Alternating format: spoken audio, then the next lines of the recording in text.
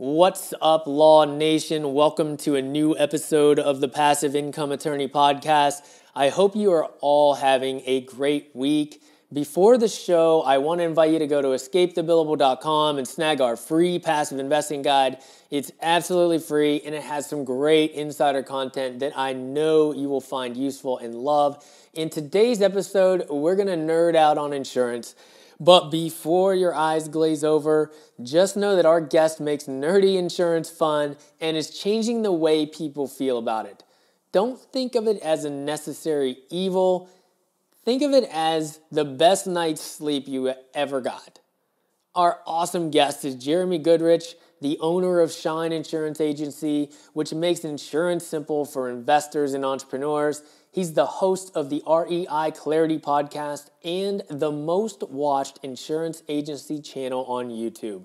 All right, let's go. This is the Passive Income Attorney Podcast, where you'll discover the secrets and strategies of the ultra wealthy on how they build streams of passive income to give them the freedom we all want. Attorney Seth Bradley will help you end the cycle of trading your time for money so you can make money while you sleep. Start living the good life on your own terms. Now, here's your host, Seth Bradley. Hey, Jeremy, thanks for coming on the show. It's my pleasure. I'm so happy to be here. So happy to chat with your audience today. Yeah, stoked to have you on here to talk about insurance, man. We haven't had anybody on the podcast yet, but it is super important and everybody needs to learn about it. So let's just jump right in, man. Tell us your story. Absolutely. So I did not grow up to become an insurance agent. I'm sure that you'll be amazed to hear that, Seth, but I grew up to become a teacher. I studied to be an art teacher. I was a elementary school teacher for 13 years.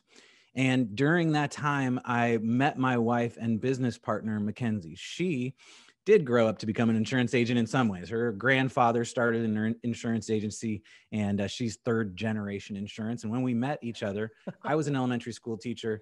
She was running her dad's insurance agency. And, you know, over the course of our relationships, a few years in, we just said, hey, there's a lot of ugly stuff in this industry, and we would love to take a stab at it. You know, we feel like there's some misogyny and racism and some of the things you see in a lot of the financial world. And she was seeing that in some of the space she was in. And I was like, let's take this on a little bit. Let's go and in our little way, become our version of insurance and really try and change the way people feel about insurance and change insurance as much as we can. So in 2013, we did that, and we've been doing that ever since. Right from the beginning, I was a teacher, and I've always sort of come from a teacher's perspective. It's all I know, right? I hung out with 10-year-olds and taught them how to do division and multiplication, and I loved it, and that's who I am. And so I come from that teaching perspective. And my clients at the beginning were like home and auto, you know, owning homes and wanting home and auto insurance and stuff. And they were asking questions about buying a house, right? Like what happens as part of the escrow period? What's the closing like? What's an appraiser? What's an inspector? How do I pick a good realtor? How do I pick a good lender? And I didn't know the answers to a lot of these questions. And so I was going to lenders and going to realtors and going to appraisers and title company owners and all that kind of stuff and asking all these questions. And I just realized that people needed the answers to these questions. So I created a YouTube channel and started just recording my conversations with these people.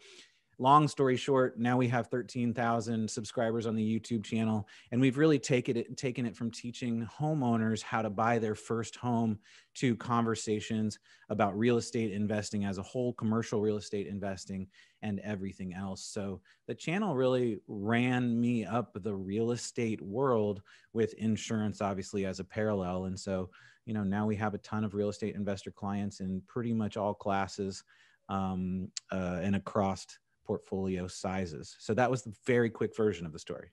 Very cool, man. I can relate to that for sure. Both of my parents are retired school teachers. My dad ended up going into be a boss in the coal mines because there just wasn't enough money being a teacher in West Virginia. But they're both retired school teachers, so I can certainly relate to you in that regard. That's interesting move. Yeah. You know, a lot of teachers move to different places. A move to being a boss in a coal mine. Yeah. That's not what this podcast is about, but I'd love to hear that story sometime.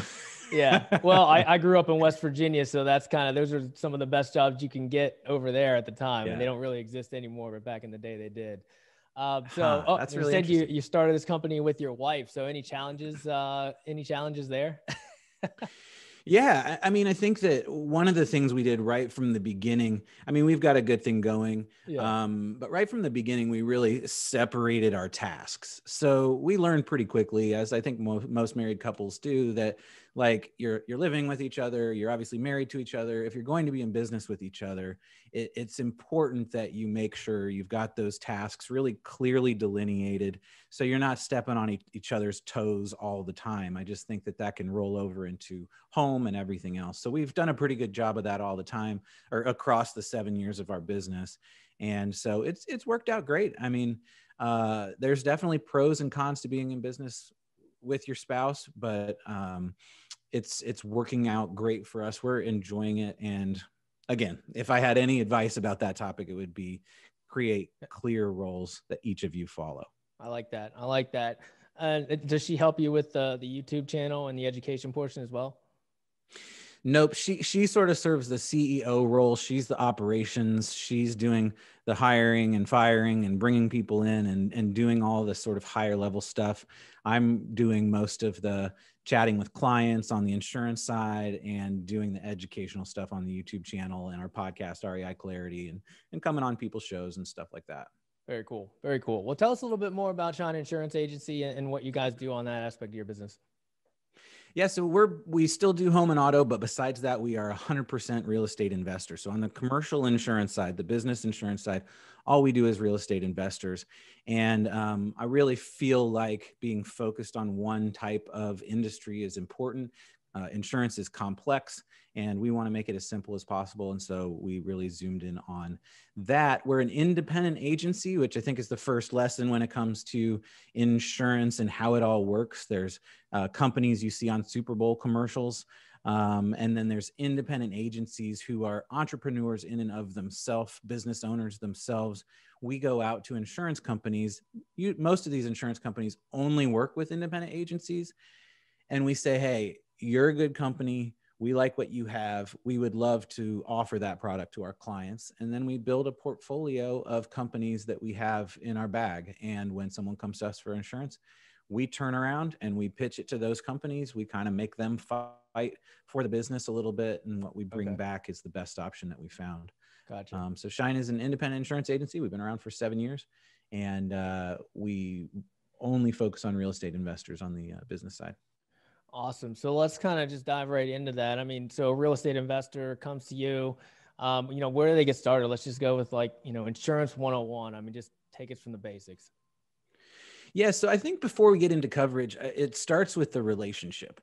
And I think that insurance, because of commercials and all the things, it feels like this commodity. It's like this thing that you go out and you get the cheapest thing. And if maybe you make people bid against each other and all that kind of stuff. And I guess my first piece of advice for your listeners is to really consider your insurance agent, whomever you choose, as a part of your service team, a member of your service team. You should have that person's cell phone number. You should feel like that person, after you build a relationship with them, is kind of like on your side. Maybe you can even ask them questions about real estate that don't have anything to do with insurance. I think that the value of that individual when you start building your team out is a lot more than just the price of the insurance. So the first piece of advice is start a relationship. The second piece of advice would be tell that person take the time, which I know it's hard, and we all, take the time to tell that person the story of your properties. That doesn't mean if you have 200 properties or 1,000 doors or whatever, you go through every single property and say what's what, but tell them the story of your investing strategy, why you're doing what you're doing, how you're doing what you're doing. So I'll give you an example. I had someone come to me recently, 140 unit multi-family investment. And when I started talking with them about it, they're looking for distressed assets. They're picking up distressed assets. They're turning those over in the first year or whatever, and then increasing occupancy and things of that nature. Now, that's a very simple example of one type of strategy, right? If I didn't know that though, I could go down a road of just trying to insure it as a normal property, maybe ballparking them numbers that ultimately it's not going to turn out to be. And I've already done that person a disservice because I didn't understand the distressed asset part of what they were doing. So when you're having those first conversations with your insurance agent, it should feel like a business conversation where you're talking about your business, talking about what you're doing, talking about your strategy. And most of the time, I don't even ask about properties necessarily in that first conversation because you've got some document you can send my team. You know, I don't need to ask you about specific properties. I want to know about your business strategy, what I can expect from your portfolio, and how I can serve you. So that was just about the relationship before I get into coverage stuff. Do you have any questions about that or anything, Seth? Yeah. When do you have those? When do you have that conversation? I think you have it. You know, a lot of people have that conversation when they're picking up a property. You know, certainly if you're picking up your first property, that would be a good time to do it. Or I think if you're leveling up, maybe you've got a few single family homes that you've had insured with just your regular old insurance company. It's worked out fine. And now you're picking up an 8-unit multifamily and your insurance company says, well, we don't do that. You know, that's the time to establish that relationship with an independent agent and start to get those things going. And I think the other time is if you think as you're listening to this episode right now and you're like, oh, I hate my insurance agent. They don't say anything right now. Like every time I talk to them, it's total Greek. I don't get it. And they won't give me straight answers or, you know, things like that. I think that's the other time when you realize that the relationship you have right now isn't there. Gotcha. Yeah, that makes sense. I mean, the earlier, the better, I suppose. I mean, you can start that relationship even before you have a property and see if you get along with that person and see if it's going to be a good business partnership moving forward. Yeah. I think you think of your insurance agent like your accountant. You know, your accountant is someone who you trust, who knows your numbers, who sees your books, and who gives you hopefully good advice about how to navigate things like taxes and income and all the different stuff. And if they don't know the answer to a question, they refer you out to the person who's the actual tax advisor or whatever. You know what I mean? Yeah. And I think that I see myself in a similar role for a lot of the investors that I work with. Awesome. Awesome. Well, let's go into coverage. I'd like you to maybe just start where you want to start because I don't want to make it out of order where it's hard to understand. Sure. You know, coverage. So insurance is both really simple and incredibly complicated at the same time. So let's make it really simple.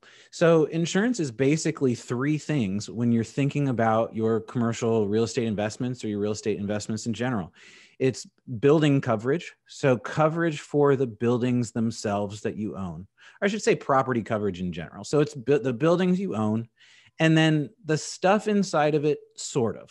So your insurance policy does not cover the rentals, the tenants stuff, right? That's their renter's insurance policy. Every lease you have should require a renter's insurance policy. We can go in that more if you want, Seth. But you know, your property coverage is the building and the stuff you own inside the building, which is like, imagine picking up a building, turning it upside down and shaking it.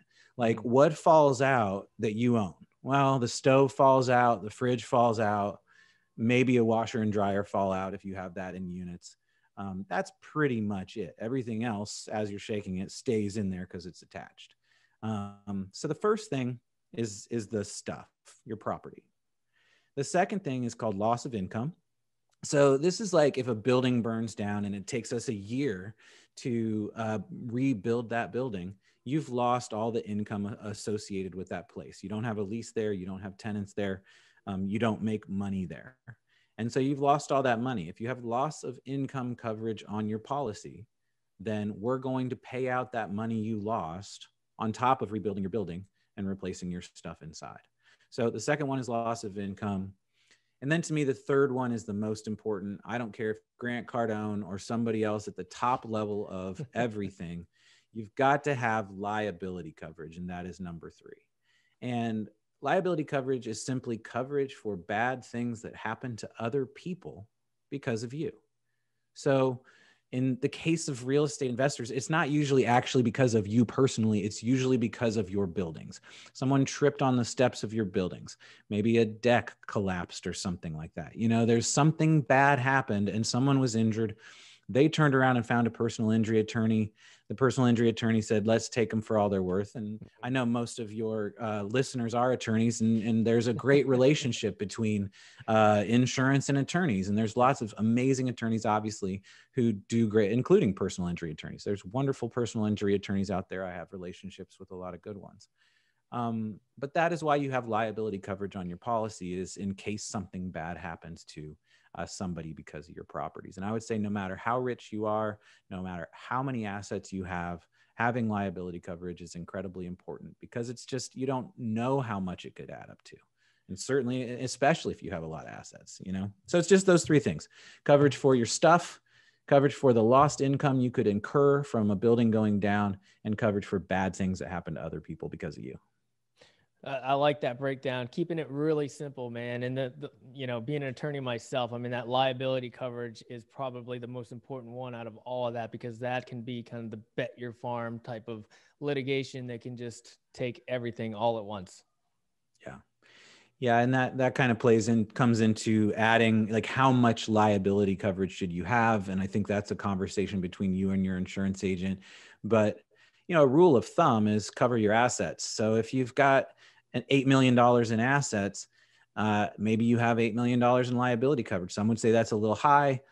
Most lawyers would probably say that's exactly what I could come after, you know. And so that's the back and forth around what kind of liability coverage you have. But don't skimp on liability coverage. It's cheap anyway. Liability coverage is not expensive. So make sure you have enough of it. Yeah, for sure. That might lead right into this. I mean, what are some of the typical insurance mistakes that you see some of your clients or potential clients making on a regular basis? Yeah, so I think one of them, the easy one to explain, is liability coverage, not having enough, right? And getting in a scenario where something bad has happened to someone, and suddenly all the assets in that LLC are exposed. And that's where you get into the relationship between LLCs and liability insurance on your on your insurance policy. Mm-hmm. Both of these things are important ways to protect your assets. So if you're a real estate investor trying to figure out how to think about protection, well, you got the LLC piece. You can create LLCs. You could create one for every single entity. You could create at least one for all of your real estate investments. Lots of things in between. That's really a conversation with your lawyer. And then you can have the right amount of liability insurance. That's a conversation with your insurance agent. I think the combination of those two things is how you sleep at night and feel like even if the worst thing happened, I would be okay. My passive investors would be okay. It would all come out in the end. Yeah. And we talk about that a lot on this podcast about asset protection, because I do a lot of that work as well. But, you know, a lot of times it's like, oh, well, I have insurance, so we don't need asset protection, but you need both. And I haven't really put it the other way. I mean, people generally get some sort of insurance. Maybe they're underinsured, or maybe it's not the proper insurance, but they at least attempt to try to get those policies in place, and then they don't get any asset management. Yeah. And when it comes to the relationship between those two things, like, neither your lawyer nor your insurance agent can say exactly what is going to happen in a bad case scenario, because we don't know what that particular lawyer who's suing you is going to say, what they're going to sue for, how they're going to play that, all those kinds of things. So the best thing we can do preemptively is to thoughtfully create the LLCs, you know, and then to thoughtfully place that liability insurance. And I think that's the best way we can cover our bases on, no matter how it goes down. Yeah. And, you know, I've heard that 80% of real estate investors are not properly protected. I mean, what are some of the ways that they're not properly protected? Like, where are those holes? Where are you seeing that? So I say that all the time. 80% of real estate investors are not properly protected. And it sounds like a huge number. Your listeners are saying 4 out of 5 people aren't properly protected. But I do portfolio reviews for real estate investors. I do probably 1 or 2 a day. And I'm looking at insurance policies that other insurance agents have put together for investors. And I would say, honestly, Seth, in the last 2 weeks, it's more like 90%. It's like every single policy has, and these aren't small gaps either. Now, I don't want to create fear. Like, that's not what I'm trying to do. It's just that I don't think a lot of insurance agents understand how to properly insure real estate investments, and they see big numbers. because there's no doubt, most insurance agents make about 10 to 15% of your policy premium. So if you're thinking about your policy premium, think of 10 to 15% of that, and that's what that person is making. So if you've got a decent sized real estate portfolio and your premium is $100,000, and you go to a real estate agent, or an insurance agent, and say, hey, can you help me out? That insurance agent is thinking about $15,000. And I think that makes a lot of insurance agents say yes when they really should say no. That makes them say, yeah, I know how to do that. I can take great care of you. And then they go and try and figure it out. And I think that's the same as taking your car to a car shop and the car person saying, hey, yeah, I know how to fix that starter. No problem. I'll have it to you, tomorrow. And by tomorrow, who knows what's happened over the course of that 24 hours. And yeah, they got you something that started and drove off the lot, but what happens after that? So I don't know why so many insurance policies are so bad. I just know that they are. That makes sense, man. I mean, I love that you specialize in real estate investments. I mean, it sounds like it's just like being an attorney. Like a lot of people hear, oh, well, you're an attorney. My friends and family ask me about, criminal things, and I'm like, I don't dabble in that space. I don't know anything about it. I have no clue. I mean, I have to research it myself. I mean, I have to go back into my notes before I took, certain tests in law school, like things like that. I mean, I have no idea. So the fact that you specialize in real estate investments is awesome. And it's interesting to hear that, and I think our listeners take value in that they need to go out and find an insurance agent that knows about that specific niche of the type of insurance they're trying to attain. I think it's really valuable, especially in commercial insurance. If you got 2 or 3 single family homes, I think probably a regular insurance agent can solve that and not create too many problems. When you get into multifamily in particular, multifamily is one of the hardest types of insurance to get right. And it's also one of the hardest ones to place right now because so many insurance companies are moving away from it. And when I say, multifamily insurance has been a loss for insurance companies for the last, I think, 12 or 13 quarters in a row. Oh, wow. And so insurance companies are tightening up on that. Some insurance companies are just saying we're not doing it anymore. And so that type of asset class in particular is a real dance, and you want people who know what they're doing. Gotcha. What about some of the other asset classes in commercial properties? Are you seeing a little bit of tightening up in that as well? Like, let's say hospitality, retail, mobile home parks, anything like that? Yeah. So it's in insurance lingo, it's a hard market right now, which means that prices are going up in general. Now, the reasons behind that, there's lots of them. I can go into them if you want to, but in essence, that's been the case for really the last couple of years. And so we've been just seeing that. It seems like it's flattening out a little bit though. So I would say, hopefully we're not going to see, some of your listeners have probably seen 20%, 30% increases in their multifamily in particular prices on their renewals in the last couple of years. That's legit, unfortunately. And I think other asset classes, insurance companies are much more interested in office, industrial, retail than they are in multifamily. So you tend to be able to get a better rate for that. Mobile home parks, I mean, you're paying a lot less in insurance on mobile home parks because oftentimes you don't own the actual property there, but they are as hard to find a home for as multifamily. I would say they're in that same kind of realm. So those are the asset classes that I think of. If people spend the night there, it's harder to insure than if they don't. Sure. Gotcha. I think that kind of breaks that down. Yeah. So now that we know that we need insurance and that a lot of folks that have insurance aren't properly protected, I mean, how do we go about vetting an insurance company or vetting an insurance agent? Yeah. I mean, I think it's about a lot what I said at the beginning, like building that relationship. So I would, go to someone who understands real estate investing. Definitely go to someone who's an independent agent because, I mean, I think you're going to end up there anyway. So you might as well start there and build that relationship. And then see how that conversation goes. I mean, I was talking with someone the other day who's picking up a 156 unit on the coast of Texas. and he has an insurance agent. I was just asking him like how that relationship is. And he said, I mean, I never understand the conversations we have. I walk out of every conversation more confused than I was at the beginning of the conversation. Yeah. Now that agent might be a genius. That agent might be really, really good at what they do. Right. Like, but if you can't tell, if you don't know, if you can't walk, like, insurance is a promise. Essentially, all we are selling is a promise. We're selling a promise that if something bad happens, we're going to cover these specific things. Then when we hand you a big stack of papers and slap it down on your table that says these specific things, just read all this and you'll be fine, right? But in essence, that big document with all that lingo and all those exclusions and inclusions and things around it is a promise that if something bad happens, we're going to do these things. And if no one can explain that to you in a way that is satisfactory to you, then that's problematic. Yeah. I think there are some people who want it explained a lot, and there are some people who don't want it explained at all. And, you know, that's another thing that I certainly do is come to whatever level the investor is. So it's like, where are you at?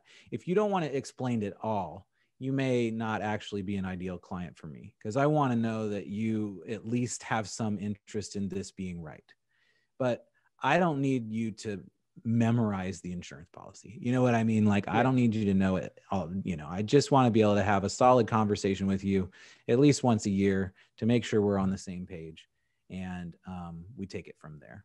So I think knowing is the biggest answer. Yeah, just kind of having those initial conversations, and you know, once you have those conversations, you kind of get that gut check. Like, hey, how do I feel about this overall? Is this guy really looking out for my best interests, or is he just trying to make a sale? So that's why it's important to have those conversations early.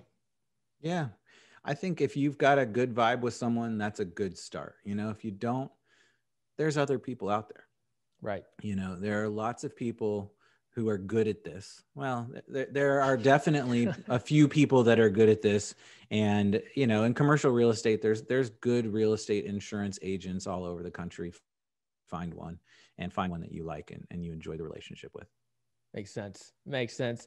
So this might elicit a little bit of fear, but you know, we're talking about insurance, so let's do it anyways. Maybe share one or two of, you know, some of your war stories that you've heard from investors where things didn't quite go as they expected, and they had some problems with their insurance because they didn't have the proper insurance in place, or because something like that. Yeah, well, I think the first thing I think of is the word fear, right? And there's Tim Ferriss has a great article, and Logan Freeman was talking about it recently on LinkedIn. But he talks about fear is a really important thing to understand, to kind of write down. So he lays out this thing. If you look up Tim Ferriss and fear, you'll find it. But, you know, it's basically like lay out all your fears. Okay, here are my fears. Now, what are the things I can do to mitigate those things that I'm scared of? And what are things I can't, right? And so when we talk about things, when I tell stories about bad things that happen, you know, it's like, okay, if you felt a fear from that, okay, write that down. That's a fear I have. How can I mitigate it? And how can I solve that problem? And how can that free me up to potentially do more with my real estate investing? I mean, the reality is that if it weren't for insurance, none of us would be investing. Nobody but the top 1% of people, when it comes to money, would be able to invest because there'd be simply too much risk if something bad happened. And so insurance levels the playing field so that we can all invest in real estate. And part of that deal is you've got to pay some money for insurance to create that more leveled playing field. Now, I'm not saying real estate is a totally level playing field. We have a lot to do to move forward for sure. But insurance does in some ways level the playing field for folks who don't have millions of dollars in the bank to be able to buy and grow their real estate. So a couple of stories. I'll give you one quick one.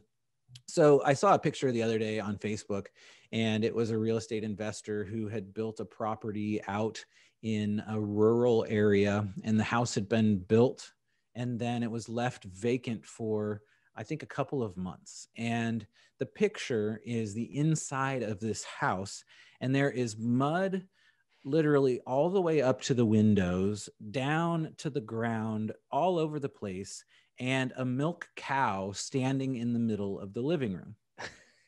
And at first you're like, why is there a cow in this house? And so you read the description and it said the cow's pasture was right next to this vacant house, and they were able to get the door open, and the cows had essentially been living inside this house as a part of their process for the last month. So I looked at that and I chuckled from the picture and from the story, but I said, you know what? Everyone thinks that's covered by insurance, and they're kind of wrong. There's 3 types of insurance policies. 2 of those do not have coverage for cows breaking in and living in your home for a month. The best kind does. So in my nerdy insurance brain, I was like, oh, if they have basic or broad insurance, they don't have coverage for that. But if they have special, they do have coverage for that. So that's one story, is the story of the cow break-in. That's hilarious. That just reminds me of like the farmers commercials where they're like, is this covered? And does the insurance company cover this? I think those commercials are great because at least, I mean, so many insurance commercials just have nothing to do with insurance, and they're either funny or they're not, right? And if they are funny, I give them kudos. If they're not funny, then I just totally don't like that they didn't even talk about insurance and they weren't that funny. The farmers commercials are great because they ask you to consider things that could go wrong, and they're funny things that could go wrong. Yeah. So that would be a good example of one. Another claim I had recently was front porch, 2 a.m, smoking a cigarette, falls asleep, couch on the front porch, lights on fire, front porch lights on fire, fire department comes out. This was a single family rental, so it wasn't super big, but it ended up being, I think, a $150,000 claim. Tenants had to move out. And I think in that example, the tenants did not have a renter's insurance policy. And it really crossed, like the investor came to understand very quickly the value of making sure your tenants have a renter's insurance policy. For one, the tenants were disappointed. Like they figured the owner's policy would cover all their stuff. Right. So there's an assumption. It's a wrong assumption, but there's an assumption by your tenants that, oh, the owner's policy is going to come in and take care of you. So the first thing that happens after a place burns down is now your tenants are mad at you too. So, that was part of the problem. The other is if that tenant had a renter's policy, instead of $150,000 paying out from the owner's policy, it would have been $150,000 paying out from the tenant's policy. You say, well, who cares? Because insurance is insurance. And I don't care if my insurance company pays out money, but that would have changed the effect on his future insurance premium. Right. In a significant way. So I think that's 2 of the big stories. As far as uglier stories, where people are really injured and those are a little harder to tell, but I think those are there and they certainly happen. And part of what I feel proud to be able to do in my job is walk people through those experiences, whether they had an employee get hit by a car or something, worse happening. I spend a lot of time helping people navigate these situations, and it's hard to say the joys of my job because it's weird, because it's like people going through really bad stuff, but at least I can, help them walk through that stuff. Yeah. And I think it kind of relates back to what you said before. I mean, bad things do happen, and that's what insurance is for. And insurance allows people to mitigate their risk so that more people can invest, because otherwise the risk is just too high for you to go from something to absolutely nothing if you don't have insurance. Yeah. And then if you bring on passive investors, which I know a lot of your listeners are listening from the lens of passive investors, right? Like as a passive investor, I would encourage you to see the insurance policy of your, general partners or sponsors or whoever you're working with. I think that's a reasonable request in your underwriting process to make sure that this risk is protected and you're not dealing with a cap call or worse when something bad happens. Yeah, that's awesome, man. Before we jump into the Freedom 4, one last golden nugget for our listeners. I just think I've gone over it a lot, that the relationship is just so darn important. I think that having a sense of what you need in your insurance, understanding it a little bit, putting aside the fact that maybe you hate insurance, maybe you've heard bad stories about insurance, maybe you think it's all BS and, whatever it is, put that aside, find someone who can actually explain things to you and see it as something that enables you to be able to invest in real estate. I think that's the biggest golden nugget that I have from the insurance perspective. Love that. Love that. All right, let's jump into the Freedom 4. It's time for the Freedom 4. What's the best thing you do to keep your mind and body healthy? It's a pretty weak answer, but it's so I go on 2 walks a day. So I go on a walk when I first wake up, and I go on a walk during lunch. And during COVID, I've been on the pretty extreme, like staying in fact, we closed our main office of our agency and have been mostly in my house over the course of this year. And so those walks are really, really important to me. That's when I listen to podcasts. That's when I even have phone calls sometimes. I don't know Seth, if you ever take phone calls on a walk, but it's actually really great. Although I think the wind sound maybe isn't the best, but I really enjoy talking on the phone on a walk. So walks is my answer. Awesome, man. Awesome. Yeah. Whatever you got to do to get out and get moving. I mean, especially through 2020 where people were just forced to, be in their homes all the time. I mean, you've got to make time to get out and get moving. So yeah. In an alternative universe where you weren't involved in insurance, what would you be doing? So when I was 19 years old, and I'm in my 40s now, but I had been playing soccer my whole life. I was ready to go to college. I'm from San Diego, California, and then my parents moved me to Indianapolis for middle school and high school. And I wanted to go back to San Diego on a soccer scholarship and play soccer. And about 4 years after that moment is when the first MLS draft was for what is now the Major League Soccer here. And so the bar was a little bit lower at that point to get into Major League Soccer. So in an alternative universe where I was an insurance agent, I could go back and see how far I could have gone on that journey playing soccer. I like it. I like it, man. All right. Where were you at 5 years ago, and where do you see yourself and your business 5 years from now? Well, 5 years ago, we were 2 years into Shine. So, I mean, I had just started a brand new business. I was 2 years in. So it was just all on my shoulders. I think I had one part-time employee, and that was it. Where I am now is we have 4 employees. And so where I see myself from 5 years is those stories you hear from folks with mature businesses, where they are the face of the business. They are the voice of the business. They're the direction of the business. And they're still the person communicating with their clients and things like that. But the team has now become sort of an embodiment of their idea of the business and is taking it forward in a way they never could have done it themselves. I hope in 5 years, I'm at a place where I say, wow, 5 years ago, I was doing a lot more of the small stuff instead of really taking my brand to a higher level. Yeah. Yeah. Well, you'll get there, man. And it seems like you love doing the educating portion, right? So you're probably going to continue doing that no matter what. Absolutely. I enjoy it a lot. Yeah. Yeah. Last question. How has passive income made your clients' life better? I talk I don't talk with as many passive income investors because I'm obviously talking on the insurance side, mostly with the folks who are doing general partnerships and actually investing. But it's still a level of passive income. I mean, I talk with a lot of people who are not at work, and who are directing a team of people. And so I certainly see how real estate truly changes people's lives. And I've seen a lot of people deeper in the journey who are doing what they want with their day.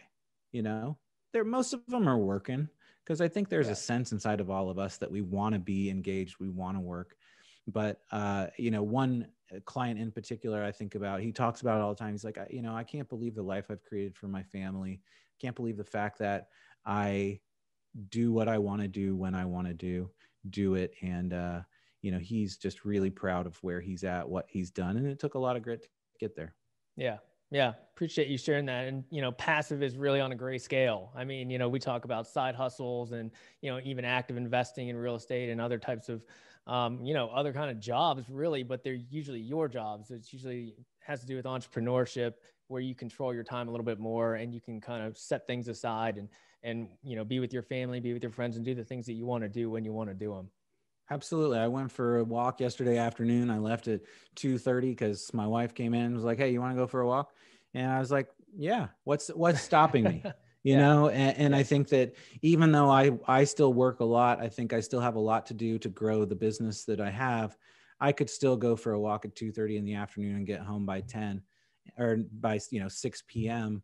and not think twice about it and not have to ask anybody whether I was allowed to do it or not. Yep. That's what it's all about, man. Jeremy, I appreciate you coming on the show, man. Where can our listeners find out more about you? Absolutely. Well, I mentioned that 80% of real estate investors have terrible insurance policies. If you want to find out if yours is one of them, you can go to shineinsurance.com/REI. We've got a quick 3-minute quiz that asks you 5 questions so you can find out whether you are one of that 80%. You can find us on YouTube at Shine Insurance and on all the social media spaces at Shine Insure or Jeremy Goodrich. All right, brother. Appreciate it, man. Talk soon. Seth, proud of you for this podcast. You're doing great, and I look forward to seeing what happens next. See, I told you that would be fun. Jeremy makes nerdy insurance enjoyable, and that's why his YouTube channel is on fire. I loved how he really put insurance into perspective, and that is, without it, there would be no real estate investing, and there probably wouldn't be a lot of businesses that we know today in existence, or at least not for the everyday person. It would be for the wealthiest 1% of the 1%. Simply because the risk without it would be entirely too great. It would be an all or none. You would be susceptible to that catastrophic event at all times, 100% loss. Insurance allows the business world to function. Imagine if you didn't have malpractice insurance. How would that change the way you do business? Additionally, your agent needs to be an integral part of your team that you build out during your investing career.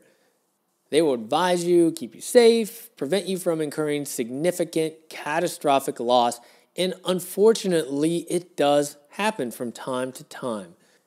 If you'd like to learn more about creating passive income streams while still succeeding in your career, reach out to me at seth@passiveincomeattorney.com and go to passiveincomeattorney.com and join the Esquire Investor Club. You don't have to be an attorney to apply.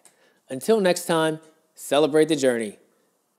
Thank you for listening to the Passive Income Attorney Podcast with Seth Bradley. Do you want more ideas on how to generate multiple streams of passive income? Then jump over to passiveincomeattorney.com for show notes and resources. Then apply for the private Facebook community by searching for the Passive Income Attorney on Facebook. And we'll see you on the next episode.